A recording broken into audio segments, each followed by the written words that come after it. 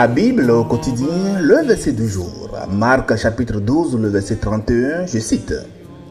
Voici le second, tu aimeras ton prochain comme toi-même. Il n'y a pas d'autre commandement plus grand que ceux-là. Fin de citation, glorifions le Seigneur.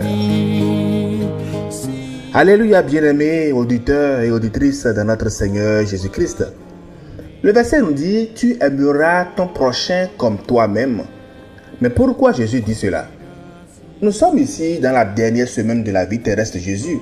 Et il a enseigné dans le temple de Jérusalem, entouré des détracteurs, les pharisiens, les gens d'Hérode, ceux-là qui se suicidaient pour le piéger par des questions redoutables. C'est alors qu'un scribe s'approche. Ce n'est pas ici un ennemi de la foi, parce que le texte nous dit dans Marc 12, le verset 28, qu'il avait vu que Jésus leur avait bien répondu. Il pose donc la question, quel est le premier de tous les commandements? Et c'est là que Jésus lui répond d'abord en disant, tu aimeras le Seigneur ton Dieu de tout ton cœur. Quand on lit Deutéronome 6, les versets 4 et 5, on le voit. Puis immédiatement, sans qu'on ne demande à Jésus, il ajoute ce second commandement tiré de Lévitique 19, le verset 18. Tu aimeras ton prochain comme toi-même. Bien-aimé, Jésus lit ici les deux versets et les deux commandements parce que l'un ne peut pas aller sans l'autre. Tu aimeras ton prochain.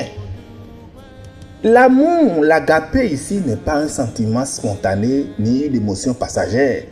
C'est beaucoup plus un amour de volonté, de décision.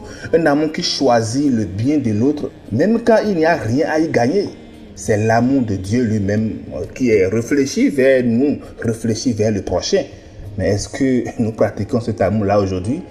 C'est la vraie question. On dit, tu aimeras ton prochain. Le prochain ici, c'est celui qui est proche, celui qui se trouve là. Et Jésus avait déjà même élargi cela dans la parabole du bon samaritain. Luc 10, les versets 29-37. Le prochain n'est pas celui qui me ressemble, mais c'est celui-là à qui je peux faire du bien. Tu aimeras ton prochain comme toi-même. Dans le verset, c'est le vrai nœud, comme toi-même. Jésus n'a pas dit, tu aimeras ton prochain malgré toi-même, ni en te négligeant toi-même. Non, il dit, comme toi-même. Tu aimeras ton prochain comme toi-même. Il y a ici une reconnaissance de la dignité personnelle. On ne peut pas donner ce qu'on n'a pas reçu, bien-aimé. Celui qui se déteste lui-même ne peut pas aimer son prochain.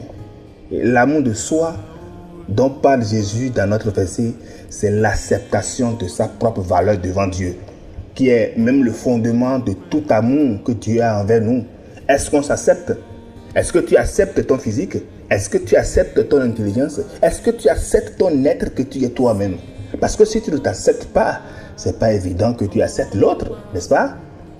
Bien-aimé, un Dieu qui est amour ne peut engendrer que des enfants capables d'aimer. Parce que la foi sans amour est une foi morte. Et lorsque nous disons que nous adorons Dieu, parce que l'adoration sans compassion est vraiment vide, nous devons faire en sorte que l'amour que nous dégageons, que cet amour soit exprimé en nous-mêmes avant que cela n'ait eu un impact envers quelqu'un d'autre.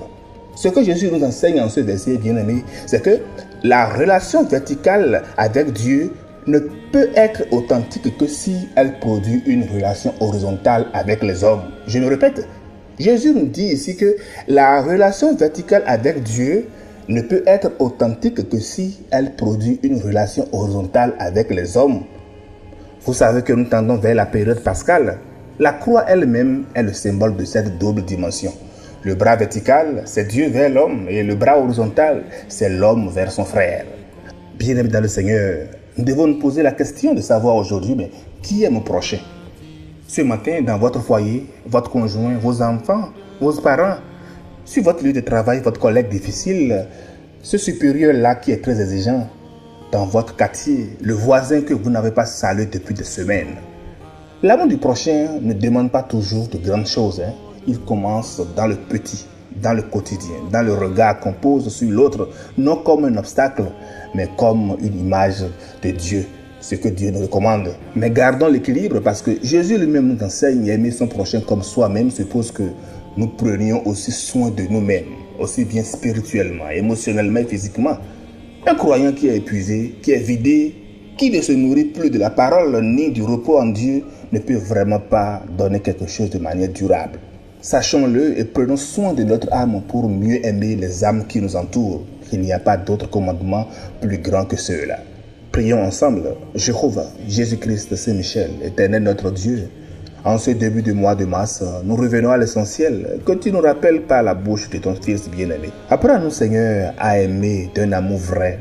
Non pas par obligation, non pas par performance, mais parce que tu nous as aimés le premier. Que ce mois de mars soit un mois de réconciliation, de douceur et d'amour envers nos prochains. Au nom de notre Seigneur Jésus-Christ. Amen.